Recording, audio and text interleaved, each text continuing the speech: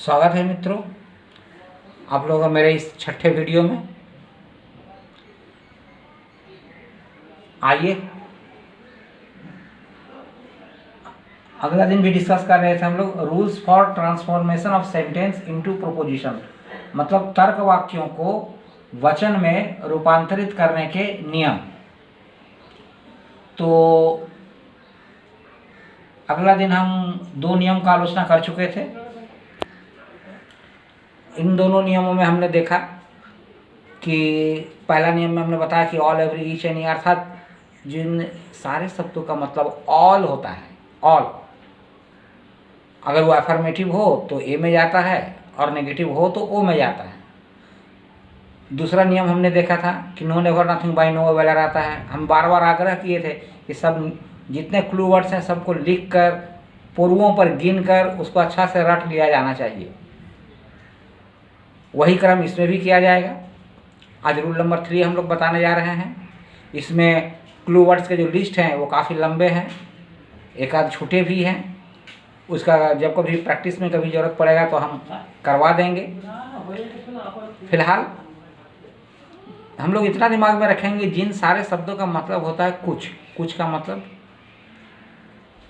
का मतलब होता है एटलीस्ट वन। लॉजिक में हम लोग साधारण बोलचाल के भाषा में कुछ का मतलब समझते हैं एक से अधिक, एकाधिक, 2, 4, 6, 8, एकाधिक को हम लोग कुछ समझते हैं। लेकिन लॉजिक में इसका मतलब कुछ अलग होता है। लॉजिक में इसका मतलब होता है कि कम से कम एक। अगर हम कहते हैं कि कुछ मनुष्य स्वार्थी हैं, तो मेरा कहने का मतलब होता है कि संसार में कम से कम एक जीव ऐसा है जो कि मनुष्य है और वह स्वार्थी है। इतना बड़ा अर्थ होता है। आइए देखते हैं क्लू वर्ड्स क्या क्या है। अंग्रेजी के जिन वाक्यों में सम, समथिंग, समवन, समहाउ, जेनरली का मतलब होता है साधारणता। साधारणता का क्या मतलब होता है? अक्सर हो जाता है, कभी कभी हो जाता है, हमेशा नहीं। उसमें इस ऑलवेज था, ऑलवेज का मतलब हमेशा होता है। तो generally, severely, SEVERALLY, severely, usually, mostly, frequently, occasionally. Frequently का मतलब क्या होता है? एक निश्चित अंतराल में, मतलब 2 महीने में आता है या 6 महीने में आता है, रोज नहीं आता, तो वो ऑलवेज हो जाता है रेगुलरली भी इसमें जोड़ा जा सकता है। रेगुलर का नियमित अंतराल से होता है। ओकेजनली मतलब वही हुआ, कभी कभार का मतलब हुआ, कभी कभार मतलब नॉट ऑल द टाइम, हमेशा नहीं। द मैक्सिमम का मतलब हो गया अधिकांश मात्रा, अधिक अंश। अधिकांश का मतलब सब थोड़ा होता है, अधिक अंश जितना है उसका अधिकतम हिस्सा। द मिनिमम का मतलब कम से कम। The large number, a large number of, एक बड़े संख्या में। बड़े संख्या का मतलब क्या? ऑल तो नहीं, कम से कम 2, 4, 10 बाहर है उससे, तभी तो ए लार्ज नंबर, बहुत बड़े पैमाने पर। या परसेंटेज ऑफ, प्रतिशत में हम लोग एक बार ध्यान देंगे, अगर 100% रहता है 100%, तो वो ऑल में गिना जाएगा। लेकिन 99%, 99.9% भी अगर रहता है तो वो हो गया सम। अगर 100% कहते हैं तो ऑल इन ऑल हो गया, ठीक ना। तो परसेंटेज ऑफ का इस्तेमाल हम लोग ध्यान रखेंगे। The Lions share of, Lions share का मतलब होता है सिंह भाग का मतलब बड़ा भाग, यानी किसी चीज का 2 टुकड़ा किया गया, एक छोटा हिस्सा, एक बड़ा हिस्सा, और वो बड़ा हिस्सा ऐसा है या ऐसा नहीं है। और ए फ्यू, इस शब्द को अच्छा से ध्यान देना है। ए फ्यू का मतलब होता है, हम लोग जानते हैं, कुछ। आदि शब्द हो तो उन अफर्मेटिव सेंटेंस को आई में और नेगेटिव सेंटेंस को ओ में रूपांतरित करना चाहिए। एग्जाम्पल ले लेते हैं, जैसे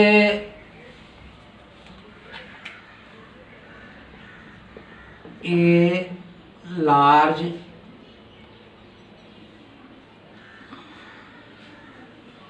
number, a large number of Hindus are orthodox, ORTHODOX। Orthodox का मतलब होता है आस्तिक यानी ईश्वर में विश्वासी। A large number of Hindus are orthodox. देख रहे हैं हम लोग क्लू वर्ड में आ जाते हैं। ए लार्ज नंबर ऑफ हमको यहाँ पर मिल गया है, ए लार्ज नंबर ऑफ, ठीक है। तो इसका मतलब क्या हो गया, सम।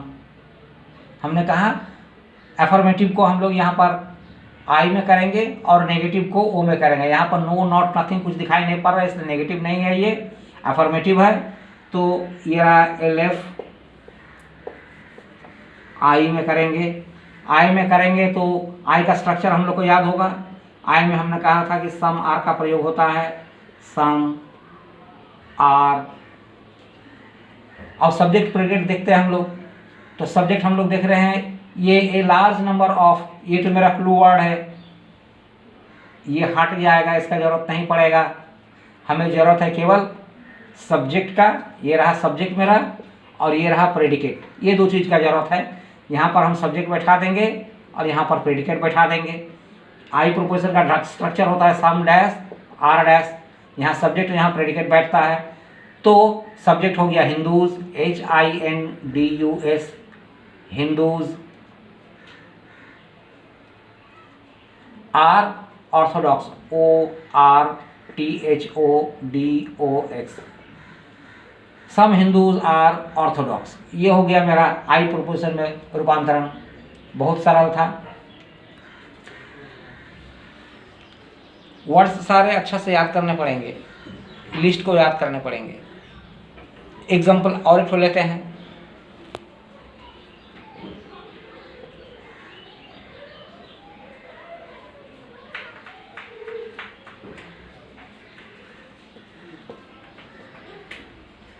A few men are not honest.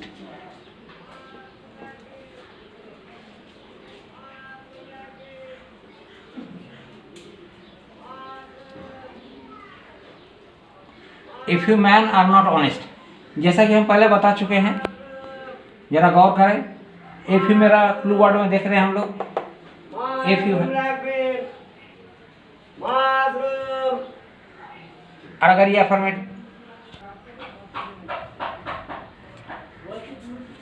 A few आदि शब्द हो, ए फ्यू मतलब होता कुछ, देखते हैं हम लोग क्लू वर्ड्स मिल गया। ए फ्यू साथ में नेगेशन है, यानी कि ये ओ में जाना चाहिए।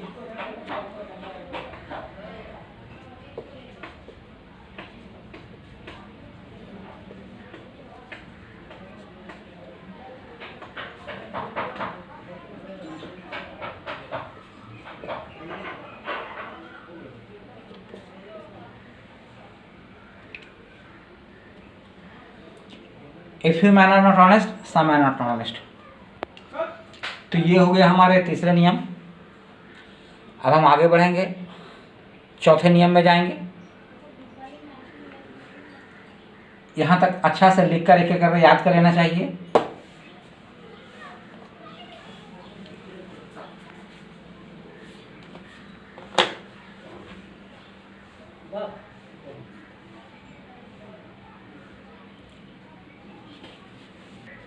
तो चौथा नियम में हम लोग आ गए हैं। चौथा नियम देखिए क्या करते हैं, इसको हम लोग आसानी से याद रख सकते हैं। ऐसे याद रखते हैं कि 4 नंबर नियम 4 ठो वर्ड्स, यहाँ पर 4 गई वर्ड है। देखिए ठीक से, यहाँ है only, alone, none but, nobody else but, बस 4 वर्ड है।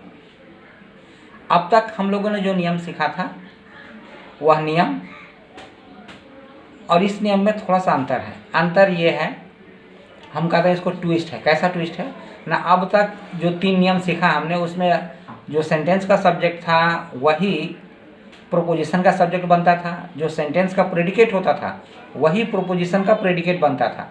यानी दिए गए सेंटेंस में से सब्जेक्ट और प्रेडिकेट काट के निकाल लेते थे और लॉजिकल फॉर्म में हम लोग लाते समय सब्जेक्ट और प्रेडिकेट के रूप में वही सब्जेक्ट प्रेडिकेट इस्तेमाल करते थे। आज जो चौथा नियम है इसमें हम देखेंगे कि अंग्रेजी के जिन सेंटेंसों में only, alone, none but, nobody else but, ये 4 शब्द रहेंगे, हालांकि कहा तो गया कि उसे ए, ई, आई तीनों में हम अनुवाद कर सकते हैं, परंतु हम अपने सुविधा के लिए, अपने सुविधा नहीं, यही कुछ होता है लिखित नियम और कुछ होता है अलिखित नियम, अघोषित नियम। तो यह अघोषित नियम है कि ए, ई, आई, ओ, खास करके इस सेंटेंस के बारे में कह रहा है कि only not but nobody else but रहता है तो उसको ए वचन में रूपांतरित किया जाना चाहिए, ए वचन में रूपांतरित किया जाना चाहिए और उसके सब्जेक्ट और प्रेडिकेट को स्थानांतरित करना चाहिए। ये कहलाते हैं actually exclusive proposition. Exclusive proposition का मतलब समझाया थोड़ा सा।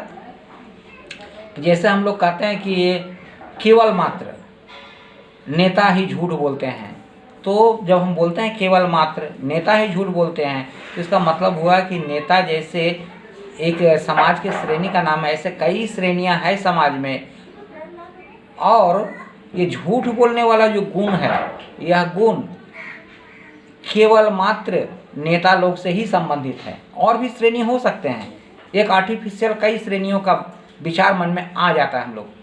जैसे हम लोग कहते हैं कि केवल डॉक्टर से ही सर्जन हो सकते हैं, केवल डॉक्टर से ही सर्जन हो सकते हैं, सर्जरी करने वाले हो सकते हैं। अगर हम ऐसा कहते हैं तो डॉक्टर्स के कई संप्रदाय का ध्यान मेरा दिमाग में आता है, और सर्जरी से जुड़ा हुआ केवल डॉक्टर्स ही है। यहाँ पर सर्जरी, यहाँ पर डॉक्टर्स के कई प्रकार के श्रेणियों का विचार मेरे मन में अपने आप आ जाता है, और ये सर्जरी वाला जो गुण है उन डॉक्टरों के कई श्रेणियों में से एक खास के साथ जुड़ जाता है, इसलिए इसको एक्सक्लूसिव कहा जाता है। मतलब जो कोई एक खास गुण एक खास श्रेणी से संबंधित है, यानी उस श्रेणी से संबंधित, वो गुण से संबंधित ढेर सारे श्रेणियाँ के लोग हो सकते हैं, एक खास श्रेणी के साथ जुड़ा हुआ है, इसलिए हम लोग इसको सब्जेक्ट प्रेडिकेट को उलट पुलट कर देते हैं, स्थानांतरित कर देते हैं। एग्जाम्पल लेते हैं,